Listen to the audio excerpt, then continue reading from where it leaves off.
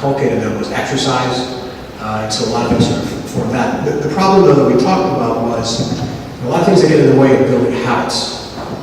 Habits are built by repetition.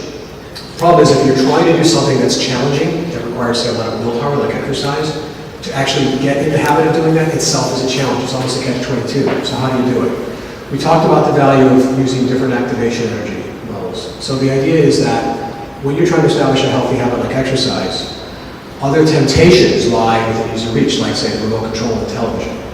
And the problem is that the activation energy required to walk down to the basement, where most of my patients, for example, leave their treadmills, though they think it should be a low amount, it shouldn't interfere with their ability to do it, it does. It's a very low amount of activation energy, but it's still too high, especially when there's that clicker, that remote control right within easy reach.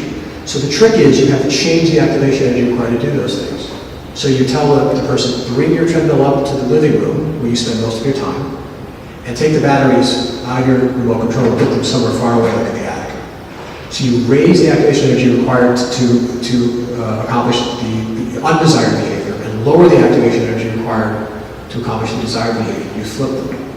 And they came back, and it's astounding how these little teeny changes can actually help them start to repeat habits they really want to repeat, and turn them into what a habit is, an unconscious behavior that they don't have to struggle with. To break a bad habit, on the other hand, is a different story. It requires a different strategy. In this study by a guy named Jeff Quinn, undergraduates were taught 3 basic strategies to break a habit. One is monitoring for bad habit, meaning when they started to actually do the bad habit, like, say, chew their nails, they monitored themselves so that when they did it, they would say stop. They would stop themselves. The other one was to distract them from the environmental cue, so whatever it was that was causing them to want to bite their nails, when that happened, rather than bite their nails, to actually distract themselves and pay attention to some other cue. And then finally, stimulus control, which means avoid the environmental cue altogether. And the results show, what you can see is when the habits were weak, it didn't matter what strategy they used. When the habits were really strong, something really strongly ingrained in them, the most effective strategy by far, and statistically significant, was monitoring. So paying attention to a bad habit is the way it seems the literature tells us you break it. The exact opposite of the way you avoid a temptation, which is by not paying attention to it. One of the things you need to do probably is, if you have a really deeply ingrained habit, it turns out once you build a really strong habit, it never actually leaves your program. And if you need to re-encounter the cue again, the automatic impulse to pursue that habit would resurface. This partially explains probably why even people who've been abusing drugs and have stayed for a long period of time, if they get back to old haunts, hear familiar music, sometimes those cravings rise back up again. So the idea here is you don't just monitor it to stop a bad habit, you want to substitute a good habit, find another pathway that actually brings the same reward as well. The second intervention was along the lines of managing expectations. So it turns out, not probably surprising to any of you here, that our expectations about our experiences profoundly influences how we experience our experiences. So anything from how good we expect a movie to be to how funny we expect a joke to be can actually, in some people, have a greater influence over what we experience than the experience itself.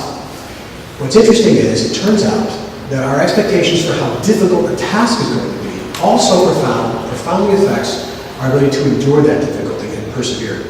There's a very interesting study from a guy named Jerome Swart, who took 12 competitive cyclists and asked them each to complete a self-paced 40-kilometer time trial once a week for 4 weeks, each time with the goal of completing the course as fast as they possibly could. And the researchers asked them every 5 kilometers to report their relative perceived exertion, which is what's on the y-axis.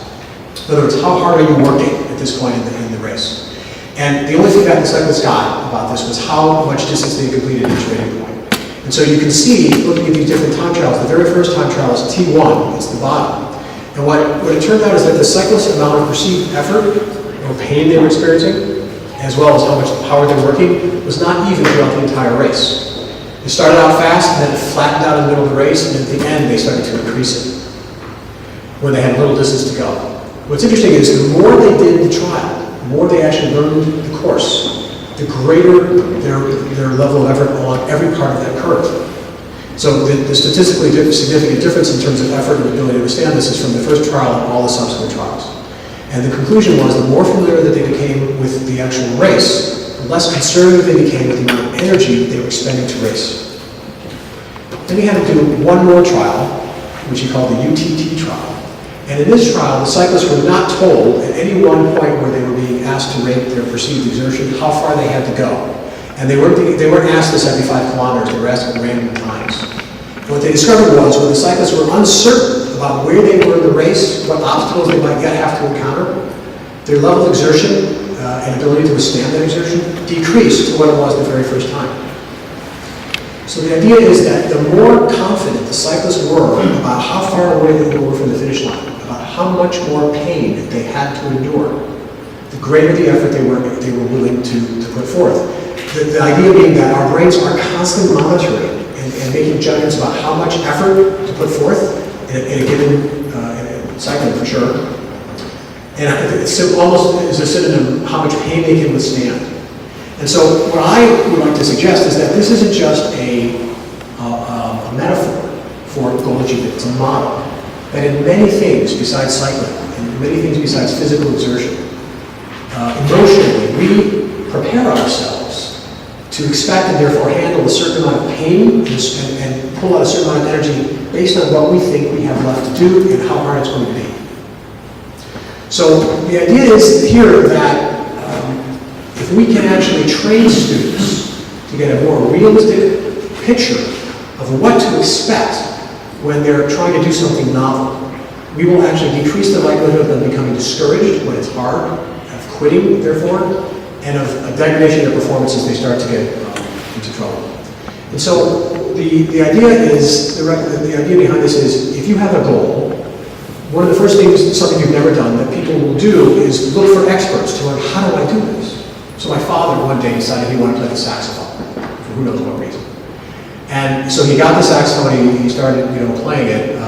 We expected to hear these horrible sounds, like the sound of a pregnant water bottle coming from the living room. And the first day we heard nothing. And we thought, what's that about? Why is nothing going on?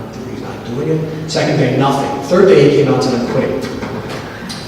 And the reason he said he was quitting was because he said, I knew I would not be able to make this thing sound good right away. I have to learn how to do this. But I thought I'd at least be able to make it sound.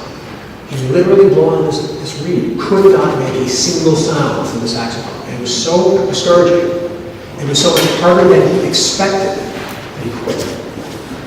So I contend that had he only actually gone out and talked to somebody, maybe even his teacher, but someone else who knew the saxophone, and said, so tell me, how did this go for you? What surprised you? Tell me what obstacles struck you were expecting. They said, I thought I could make a horrible sound at least. I couldn't make a sound for the first week. That would have prepared him to expect that. And the likelihood of him quitting, I think, would have been a lot less. So by going out and actually finding people who've done what you want to do, and not just learning what the steps are, but finding objective data about the surprises and the obstacles that arose, you can paint a picture for yourself about what to actually expect. And in so doing, immunize yourself against discouragement and quitting. And in fact, here's a study that suggests finding an early win. Once you've done that, finding an early win is actually immunizes you against performance degradation or discouragement later on. And so what happened was the researchers first had their sites perform a task. I don't remember what the task was, but they allowed some of them to succeed at the task, and then the task was impossible. So it was impossible to succeed. And then what they did is they measured the subject's performance on another task, a subsequent task. Either that in one case was similar to the first task or dissimilar to the first task, to see how well they would perform. And so what they found was, you can see that the control group that gives you the baseline number of errors. And they analyzed the number of errors in terms of sort of the condition that each subject was in. And what they found was, when the first task was explained to the subject as being really easy, but it turned out it was actually impossible to solve, so they all failed at it. On the subsequent task, that group made the most number of errors. And in fact, all the other groups, including the first task on the far right, their complex failure, where they were told with the first task, this is a really difficult task, and they failed. That group, even though they failed, the number of errors they made subsequently was far less, statistically less, and they were less likely to sort of give up in frustration. The take-home point being, early success with will actually immunizes against subsequent performance degradation, and that it really matters how easy you expect that first task to be. So that if you go on into the first task and you think it's going to be easy and it ends up being hard, you are far more likely to have a performance degradation or even give up and quit in subsequent tasks. And if that first task you expect to be hard and fail, you're more likely to keep going.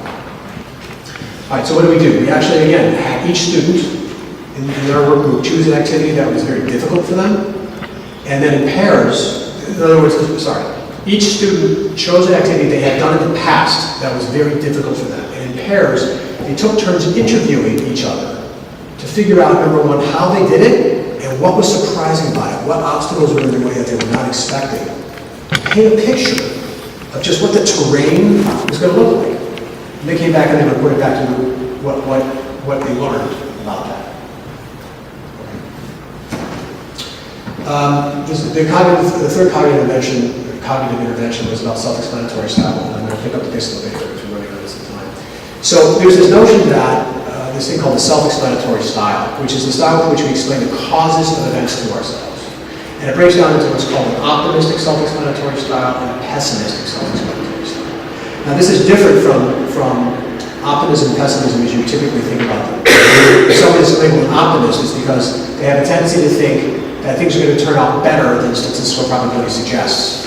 And pessimists tend to think things will turn out worse than statistics would suggest. That's not what this means.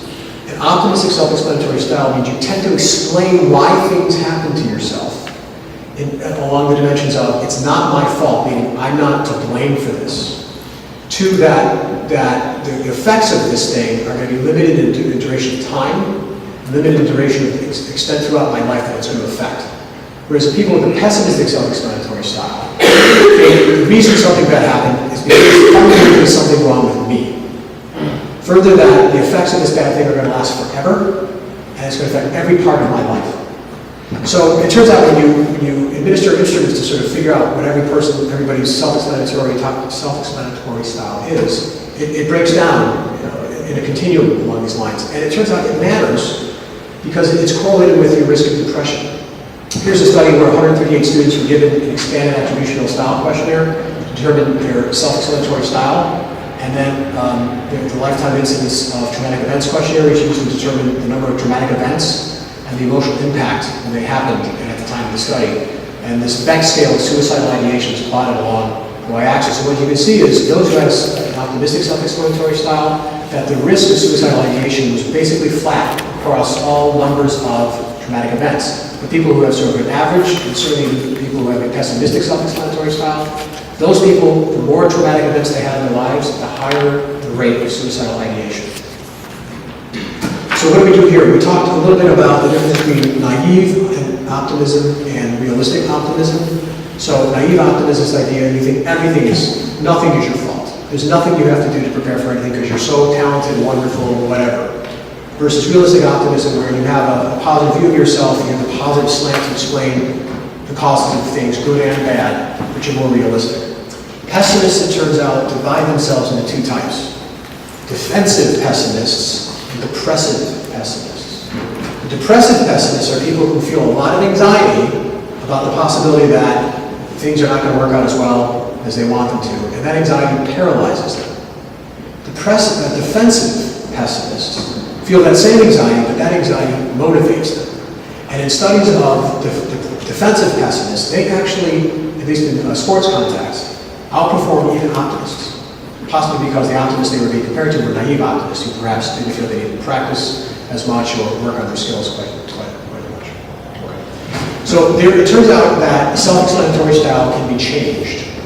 And the way that we taught our students to do this was have them practice imagining alternative causes of events. There's a study that documented that this self-administered optimism training actually works.